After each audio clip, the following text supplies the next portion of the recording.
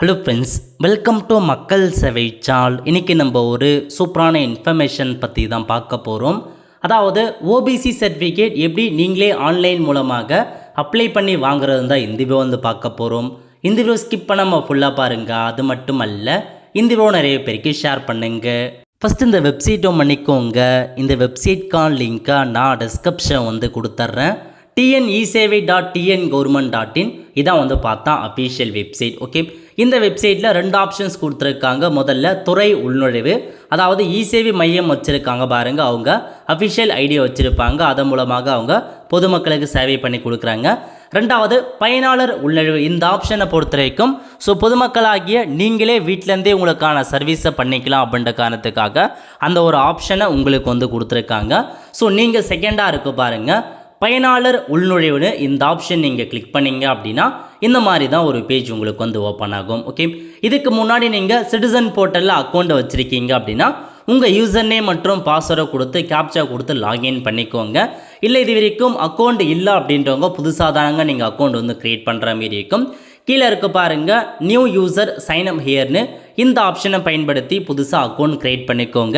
எப்படி ஆன்லைன் மூலமாக citizen போர்ட்டலுக்கான account create பண்ணுறது அதை கொடுத்து நம்ம சேனலில் வீடியோ வந்து போட்டிருக்கோம்.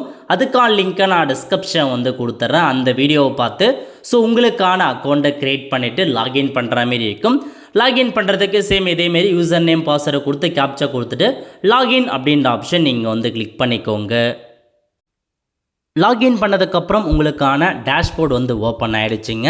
இதில் வந்து பார்த்தீங்க அப்படின்னா டிபார்ட்மெண்ட் வைஸில் கீழே செகண்டாக கொடுத்துருக்காங்க பாருங்கள், ரெவென்யூ டிபார்ட்மெண்ட்னு அந்த ஆப்ஷன் நீங்கள் கிளிக் பண்ணிங்க அப்படின்னா இதில் உங்களுக்கு எக்கச்சக்கமான சர்வீசஸ் ஆஃபர் பண்ணுறாங்க. நம்ம பார்க்க போகிறது ஓபிசி சர்டிஃபிகேட் அப்ளை பண்ணுறது தான் பார்க்க போகிறோம். இதில் உங்களுக்கு செகண்ட் பேஜில் ரெவென்யூ 115 அதர் பேக்கப் கிளாஸஸ்னு இருக்குது பாருங்கள், ஓபிசி சர்டிஃபிகேட்னு இந்த ஆப்ஷன் நீங்கள் கிளிக் பண்ணிங்க அப்படின்னா உங்களுக்கு இந்த மாதிரி தாங்க ஒரு பேஜ் வந்து ஓப்பன் ஆகும். இதில் உங்களுக்கு என்னமான டாக்குமெண்ட்ஸ் எல்லாமே வந்து மென்ஷன் பண்ணியிருக்காங்க. இந்த மாதிரி கொஞ்சம் லோட் ஆகும், டைம் எடுத்துக்கும். இதில் வந்து பாருங்கள் சப்போர்ட்டிங் டாக்குமெண்ட் 60 ரூபா பேமெண்ட் பண்ணும், அதெல்லாம் நோட் பண்ணிக்கோங்க. இப்போ கரெக்டாக செக் பண்ணி பார்த்துட்டு ப்ரொசீட்னு இருக்குது பாருங்கள், இந்த ஆப்ஷன் நீங்கள் கிளிக் பண்ணிங்க அப்படின்னா உங்களுக்கு இந்த மாதிரி தான் ஒரு பேஜ் வந்து ஓப்பன் ஆகும். ஓகே, இதில் வந்து பாருங்கள் கேன் நம்பர், அதாவது குடிமக்கள் கணக்கெண்ணை என்டர் பண்ணுற மாரி இருக்கும். இதுக்கு முன்னாடி நீங்கள் இசேவையில் ஏதாச்சும் ஒரு சர்டிஃபிகேட் அப்ளை பண்ணியிருக்கீங்க, வருமானம், இருப்பிடம், ஜாதி சர்டிஃபிகேட் ஏதாச்சும் ஒரு சர்டிஃபிகேட் அப்ளை பண்ணியிருந்தாலும் கண்டிப்பாக உங்கள் கிட்ட கேன் நம்பர் இருக்குங்க. இதில் நீங்கள் என்ன பண்ணணும் அப்படின்னா உங்கள் ஆதார் நம்பரை மட்டும் கொடுங்க. ஜஸ்ட்டு வேறு எதுவுமே இல்லை, உங்கள் name, father name, mobile number எதுவுமே கொடுக்காதீங்க. ஒன்லி உங்கள் ஆதார் நம்பரை மட்டும் நீங்கள் என்ட்ரு பண்ணிவிட்டு சர்ச்சு கொடுத்தீங்க அப்படின்னா உங்கள் ஆதார் நம்பருக்கு கேன் நம்பர் இருக்குது அப்படின்னா கீழே வந்து பார்த்தா ஷோ ஆகிடுங்க.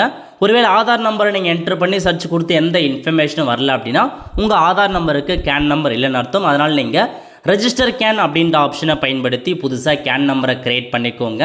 கேன் நம்பர் எப்படி ஆன்லைன் மூலமாக புதுசாக க்ரியேட் பண்ணுறது அதை கொடுத்து நம்ம சேனலில் வீடியோ போட்டிருக்கோம். லிங்கை டிஸ்கிரிப்ஷன் வந்து கொடுத்துட்றேன்.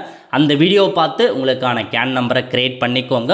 முதல்ல நீங்கள் பண்ண வேண்டியது உங்கள் ஆதார் நம்பரை என்ட்ரு பண்ணிவிட்டு சர்ச் அப்படின்ற ஆப்ஷன் நீங்கள் வந்து கிளிக் பண்ணிக்கோங்க. இப்போது நீங்கள் சர்ச் கொடுத்ததுக்கப்புறம் கீழே கேன் நம்பர் வந்துருச்சுங்க.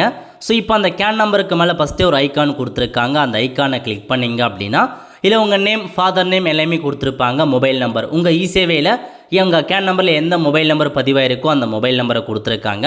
அதுக்கு கீழே உங்கள் ஆதார் நம்பரை நீங்கள் என்ட்ரு பண்ணுற மாரி இருக்கும். ஓகே, அதாவது திரும்ப ஆதார் கார்டுக்கான நம்பரை என்ட்ரு பண்ணிக்கோங்க. என்ட்ரு பண்ணிவிட்டு அப்ளிகேண்ட் டேட் ஆஃப் பர்த் கேட்டிருக்காங்க. அதாவது உங்கள் கேன் நம்பரில் என்ன டேட் ஆஃப் பர்த் இருக்கோ சேம் அதே டேட் ஆஃப் பர்த்தை நீங்கள் இதில் வந்து என்ட்ரு பண்ணுற மாரி இருக்குங்க. தெளிவாக வந்து கொடுத்துக்கோங்க. என்ட்ரு பண்ணி முடித்ததுக்கப்புறம் ஜென்ரேட் ஓடிபி, அதாவது மொபைல் நம்பர், இந்த மொபைல் நம்பர் உங்கள் கேன் நம்பரில் எந்த மொபைல் பதிவாயிருக்கோ அந்த மொபைல் நம்பருக்கு தான் ஓடிபி போகும்.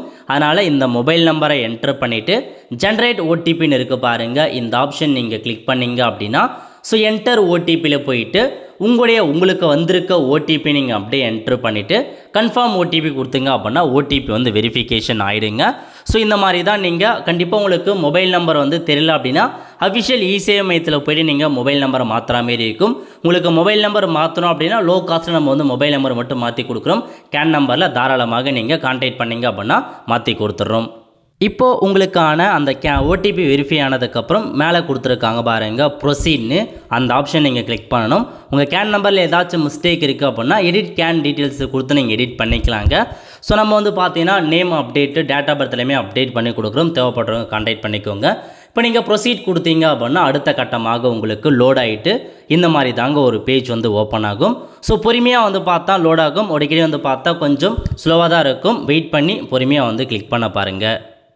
ஓகே, இப்போ இதில் உங்கள் எல்லா இன்ஃபர்மேஷனுமே ஆட்டோமேட்டிக்காக கேன் நம்பர்லேருந்து எடுத்துக்கோங்க. உங்களுடைய ஃபுல் டீட்டெயில்ஸ் எல்லாமே நம்ம என்ன ஃபில் பண்ண போகிறோம் அப்படின்னா இதில் கீழே கொடுத்துருக்காங்க பாருங்கள். கேஸ்ட்டு, உங்களுக்கான என்ன கேஸ்ட்டை சார்ந்திருக்கீங்க அப்படின்றத நீங்கள் வந்து பார்த்தா இல்லை சர்ச் பண்ணி மென்ஷன் பண்ணணும். ஏன்னா எல்லா கேஸ்ட்டுமே ஒரேடியாக கொடுத்துட்ருப்பாங்க. அதனால் ஸோ நீங்கள் என்ன கேஸ்ட் அப்படின்றது தெளிவாக ஜாதி சர்டிஃபிகேட்டை பார்த்து கொடுத்துட்டு சீரியல் நம்பர் ஆட்டோமேட்டிக்காக நீங்கள் கொடுத்ததுக்கு ஏற்ற மாதிரி உங்கள் கேஸ்ட்டுக்கான சீரியல் நம்பர் வந்துருங்க. நெக்ஸ்ட்டு ஆக்குபேஷன் கேட்டிருக்காங்க. நீங்கள் வந்து என்னமான ஒர்க் பண்ணுறீங்க, ஸ்டூடெண்ட்டாக இருக்கீங்களா, சர்வீஸ் பண்ணுறீங்களா, பிஸ்னஸ் பண்ணுறீங்களா, அக்ரிகல்ச்சரா அப்படின்றத நீங்கள் கொடுத்துக்கலாம். ஸ்டூடெண்ட் அப்படின்றத நீங்கள் கிளிக் பண்ணுங்கள். நெக்ஸ்ட் என்ன கேட்டிருக்காங்க அப்படின்னா ஃபாதர் வெதர் அதில் அலைவான்னு கேட்டிருக்காங்க. ஃபாதர் உயிரோடு இருக்காங்க அப்படின்னா எஸ் அப்படின்ற ஆப்ஷன் நீங்கள் கிளிக் பண்ணிவிட்டு என்ன ஒர்க் பண்ணுறாங்க, எம்ப்ளாய்டா, செல்ஃப் எம்ப்ளாய்டா, அன்எம்ப்ளாய்டா அப்படின்னு நீங்கள் வந்து கொடுத்துக்கோங்க. ஸோ கொடுத்துட்டு என்னமான ஒர்க்லாம் பண்ணுறாங்க அப்படின்றத நீங்கள் மென்ஷன் பண்ணிவிட்டு டிசைனேஷன் அவங்க என்ன பதவியில் இருக்காங்க, ஒர்க் பண்ணுறாங்க அப்படின்னா என்ன மாதம் பதவியில் இருக்காங்க, எவ்வளோ சேலரி வாங்குறாங்க அப்படின்ற மாரி இயர்லி மென்ஷன் பண்ணிக்கோங்க. அதுக்கப்புறம் ஸ்டேட்டஸ் ஆஃப் மதர் உயிரோடு இருக்காங்க அப்படின்னா எஸ் கொடுத்துட்டு என்னமான ஒர்க் பண்ணுறாங்க, அன்எம்ப்ளாய்டு அப்படின்னா அன்எம்ப்ளாய்டு அப்படின்னு நீங்கள் வந்து கிளிக் பண்ணிக்கலாங்க. கிளிக் பண்ணிவிட்டு அப்படியே கீழே வந்தீங்க அப்படின்னா டேர்ம்ஸ் அண்ட் கண்டிஷன்ஸ் கொடுத்துருக்காங்க. அந்த டேர்ம்ஸ் அண்ட் கண்டிஷனை டிக் பண்ணிவிட்டு சப்மிட் அப்படின்ற ஆப்ஷன் நீங்கள் கிளிக் பண்ணிங்க அப்படின்னா அடுத்த கட்டமாக டாக்குமெண்ட் அப்லோட் பண்ணுற பேஜ் வந்து ஓப்பன் ஆகுங்க. இல்லை நீங்கள் முக்கியமாக மேண்டட்டரி என்னமான டாக்குமெண்ட்ஸ் அப்லோட் பண்ணணும் அப்படின்னா photo, so passport size photo upload பண்ணணும். அதுக்கப்புறம் எனி அட்ரஸ் ப்ரூஃப்க்கு 2 document, ration card, Aadhaar card கண்டிப்பாக அட்டாச் பண்ணணும். ஜாதி சர்டிஃபிகேட் அட்டாச் பண்ணணும். வருமான சர்டிஃபிகேட் அட்டாச் பண்ணணும். ஒரு சில இடங்களில் இருப்பிட சர்டிஃபிகேட்டும் கேட்டிருக்காங்க, அதையும் நோட் பண்ணிக்கோங்க. ஏன்னா டிஃப்ரெண்ட் தாலுக்காவில் இருப்பிட சர்டிஃபிகேட்டும் அட்டாச் பண்ண சொல்கிறாங்க. ஓகே, இப்போ முதல்ல வந்து பார்த்தா ஃபோட்டோ வந்து மென்ஷன் பண்ணிவிட்டு டாக்குமெண்ட் நம்பரை வந்து பார்த்தீங்கன்னா நீங்கள் டாக்குமெண்ட் நம்பர் 1, 2ன்னு கொடுக்கலாம். அல்லது ஃபோட்டோ பண்ணால் ஃபோட்டோன்னு கூட மென்ஷன் பண்ணுங்கள், உங்கள் விருப்பம். ஆடு கொடுத்துட்டு உங்களுடைய ஃபோட்டோ அதாவது 50 கேபிக்குள்ளே இருக்க மாதிரி ஃபோட்டோவை அப்லோட் பண்ணிவிட்டு பக்கத்தில் அப்லோட்னு இருக்கும். அந்த ஆப்ஷன் நீங்கள் கிளிக் பண்ணிங்க அப்படின்னா ஃபோட்டோ அப்லோட் ஆகிடுங்க. அதுக்கப்புறம் செகண்டாக எனி அட்ரஸ் ப்ரூஃபில் போயிட்டு டாக்குமெண்ட் நம்பர் 2 அல்லது உங்களுடைய என்ன address proof Aadhaar card mention பண்ணிவிட்டு ஆடு கொடுத்து மற்ற எல்லா டாக்குமெண்ட்ஸுமே 200 கேபிக்குள்ளே இருக்க மாதிரி எல்லா டாக்குமெண்ட்ஸ் அப்லோட் பண்ணும். அது ஆடு கொடுத்து ஆதார் கார்டு அப்லோட் பண்ணிட்டு அப்லோடை கிளிக் பண்ணிங்க அப்படின்னா தான் ஆதார் கார்டு அப்லோட் ஆகும். அதுக்கப்புறம் மூணாவதாக வந்து பார்த்தீங்க அப்படின்னா உங்களுடைய ஜாதி சர்டிஃபிகேட் கேட்டிருக்காங்க. ஸோ ஜாதி சர்டிஃபிகேட் கம்பல்சரி அப்லோட் பண்ணி ஆகணும். அதுக்கப்புறம் வந்து பாருங்கள் அதர் டாக்குமெண்ட்டில் போயிட்டு உங்கள் ரேஷன் கார்டை அப்லோட் பண்ணிக்கோங்க. அதுக்கப்புறம் வந்து பாருங்கள் ப்ரூஃப் ஆஃப் இன்கம், இதில் வந்து போயிட்டு உங்களுக்கான இன்கம் சர்டிஃபிகேட்டை நீங்கள் அப்லோட் பண்ணுற மாரி இருக்கும். இதை தவிர்த்து வந்து பார்த்தீங்க அப்படின்னா செல்ஃப் டிக்ளரேஷன் ஃபார்ம் இருக்குது பாருங்கள். டவுன்லோட் செல்ஃப் டிக்ளரேஷன் ஃபார்ம்னு இந்த ஆப்ஷன் நீங்கள் கிளிக் பண்ணிங்க அப்படின்னா ஸோ உங்களுக்குன்னு ஒரு செல்ஃப் டிக்ளரேஷன் ஃபார்ம் வந்து டவுன்லோடு வந்து ஆகுங்க. அந்த செல்ஃப் டிக்ளரேஷன் ஃபார்மை நீங்கள் பிரிண்ட் எடுத்து அதில் உங்கள் வந்து சைன் பண்ணி அதை நீங்கள் திரும்ப இதில் அப்லோட் பண்ணுற மாரி இருக்கும். ஸோ இப்போதைக்கு டவுன்லோட் ஆகிட்டுருக்கு. ஸோ வந்ததுக்கப்புறம் இன்ஃபார்ம் பண்ணுறேன். ஸோ இந்த மாதிரி தான் நீங்கள் இந்த ஒரு 5-6 டாக்குமெண்ட்ஸ் இந்த மாதிரி தான் செல்ஃப் டிக்ளரேஷன்ஸ் இருக்கும். இதில் போயிட்டு இந்த உறுதிமொழி படிவத்தில் கீழே கொடுத்துருக்காங்க பாருங்கள். சிக்னேச்சர் ஆஃப் த அப்ளிகேண்ட் உங்கள் சைன் பண்ணிவிட்டு அதை நீங்கள் இந்த செல்ஃப் டிக்ளரேஷன் காலமில் போயிட்டு நீங்கள் ஸோ அப்லோட் பண்ணுற மாரி இருக்கும். ஃபோட்டோ, உங்களுடைய அதாவது ரேஷன் கார்டு, ஆதார் கார்டு, ஜாதி சர்டிஃபிகேட், வருமான சர்டிஃபிகேட், செல்ஃப் டிக்ளரேஷன் 6 டாக்குமெண்ட்ஸை மொத்தமாக நீங்கள் எல்லாத்தையுமே அப்லோட் பண்ணி முடித்ததுக்கப்புறம் கீழே பேமெண்ட் பண்ணுற பேஜ் வந்து ஓப்பன் ஆகும். நெக்ஸ்ட் இதில் உங்களுக்கு மேக் பேமெண்ட் அப்படின்ற ஆப்ஷன்ஸ் வந்து காமிக்கிங்க. எல்லா டாக்குமெண்ட்ஸுமே நீங்கள் அட்டாச் பண்ணால் மட்டும்தான் காமிக்கும். இப்போ மேக் பேமெண்ட் அப்படின்ற ஆப்ஷன் நீங்கள் வந்து கிளிக் பண்ணிங்க அப்படின்னா ஸோ டேரெக்டாக நீங்கள் பேமெண்ட் வந்து பண்ணுற மாரி இருக்குங்க. 60 ரூபாய் நீங்கள் ஆன்லைன் மூலமாக பேமெண்ட் வந்து பண்ணுவீங்க. ஸோ எல்லாத்துக்குமே உங்களுக்கு ஒரே காஸ்ட்டு தான் இருக்க போகுது. ஸோ இந்த மாதிரி நீங்கள் கரெக்டாக பேமெண்ட் பண்ணி முடிக்கிற மாரி இருக்குங்க. ஸோ இதில் வந்து பாருங்கள் டேர்ம்ஸ் அண்ட் கண்டிஷன்ஸ் கொடுத்துருக்காங்க. கிளிக் பண்ணிவிட்டு மேக் பேமெண்ட் அப்படின்ற ஆப்ஷன் நீங்கள் கிளிக் பண்ணிங்க அப்படின்னா உங்களுக்கான பேமெண்ட் பேஜ்லாம் வந்து ஓப்பன் ஆகும்.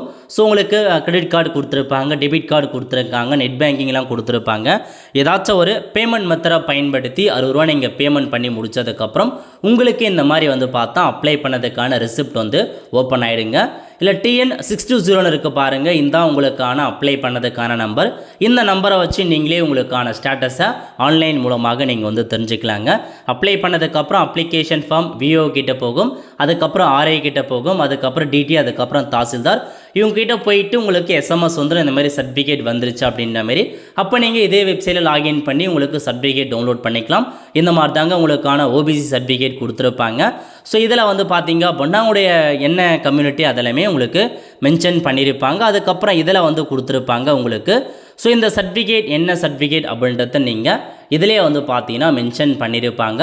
அதை வச்சு நீங்கள் வந்து ஈஸியாக வந்து கண்டுபிடிச்சிடலாம். ஓகே, நீங்கள் எப்படி கண்டுபிடிக்கலாம் அப்படின்னா, this is also certified that she does not belong to the person section creamy layer. அதாவது இந்த நபர் வந்து பார்த்தோன்னா க்ரீமி லேயர் கிடையாது, இந்த person does not belong to the creamy layer கிடையாது, அதனால் இவங்க வந்து நான் க்ரீமி லேயர். இந்த மாதிரி வந்துச்சு அப்படின்னா இவங்க வந்து என்சிஎல்னு அர்த்தங்க. ஸோ க்ரீமி லேயரும் நான் க்ரீமி லேயருக்கும் என்ன வித்தியாசம் அப்படின்னா, நீங்கள் க்ரீமி லேயரை பொறுத்த வரைக்கும் வருஷத்துக்கு 8 லட்ச ரூபாய்க்கு மேலே வந்து இன்கம் வாங்குறாங்க பாருங்கள், அவங்க வந்து க்ரீமி லேயரில் வருவாங்க. இயர்லி 8 லட்ச ரூபாய்க்குள்ளே இருக்காங்க பாருங்கள், அவங்க நான் க்ரீமி லேயரில் வருவீங்க. நான் க்ரீமி லேயரில் இருந்தால் மட்டும்தாங்க கவர்மெண்ட்கான ரிசர்வேஷன், வேலைவாய்ப்பு எல்லா சலுகையுமே வந்து கிடைக்கும். க்ரீமி லேயரில் உங்களுக்கு ஒன்றுமே கிடைக்காது. அதனால் 8 lakh உள்ள இன்கம் சர்டிஃபிகேட் இருக்க மாரி வாங்க பாருங்கள். This also certificate that not belong to the person creamy layer அப்படின்னா இவங்க நான் க்ரீமி லேயர்னு அர்த்தம். இதுதான் இதுக்கான மீனிங். இந்த சர்டிஃபிகேட் வச்சு நீங்கள் கண்டுபிடிச்சிடலாங்க. ஸோ இதில் முக்கியமான இன்ஃபர்மேஷன் என்ன அப்படின்னா, உங்களுக்கு அப்ளை பண்ணுறதுக்கான டைமிங் சொல்ல மறந்துட்டு முன்னாடி சொல்ல வேண்டியது. அதாவது அப்ளை பீரியட் ஆஃப் டைமிங் எப்படி கால்குலேட் பண்ணுவாங்க அப்படின்னா, நீங்கள் இந்த சர்டிஃபிகேட் எப்போ அப்ளை பண்ணாலும் சரி, இதோட வேலிடிட்டி பீரியட் எப்போ முடியும் அப்படின்னா 31/3/2026 அதுக்குள்ளே உங்களுக்கு முடிஞ்சிடும். நீங்கள் வந்து பார்த்தீங்க அப்படின்னா, அதாவது 1/3/2026 அப்ளை பண்ணாலும் சரி, உங்களுக்கு 31/3/2026 அன்றைக்கி அந்த சர்டிஃபிகேட் வந்து பார்த்தா வேலிடிட்டி முடிஞ்சிருங்க. நீங்கள் எப்போ அப்ளை பண்ணால் உங்களுக்கு கரெக்டாக இருக்கும் அப்படின்னா 1/4/2026க்கு அப்ளை பண்ணிங்க அப்படின்னா அடுத்த வருஷம் 31/3/2027 1 இயர் வரைக்கும் செல்லுபடியாகும். அதனால் அதுக்கேற்ற மாரி தெரிஞ்சுக்கிட்டு அப்ளை பண்ண பாருங்கள்.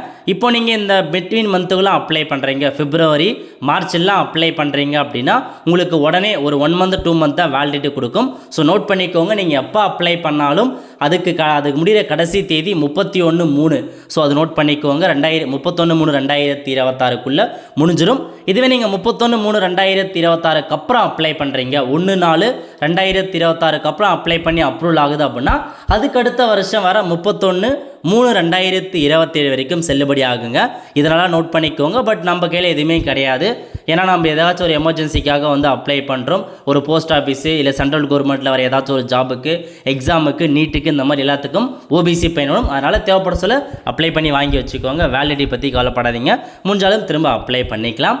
ஸோ 31/3 அதுதான் கடைசி தேதி, அதான் லாஸ்ட் வேலிடிட்டி. நீங்கள் எப்போ அப்ளை பண்ணால் சரி, அதை மட்டும் மறந்துடாதீங்க. ஸோ சொல்ல மறந்துட்டேன். ஓகே ஃப்ரெண்ட்ஸ், ஸோ இதான் உங்களுக்கான இன்ஃபர்மேஷன். இந்த மாதிரி தான் உங்களால் ஒரு ஓபிசி சர்டிஃபிகேட் அப்ளை பண்ணுற மாரி இருக்கும்.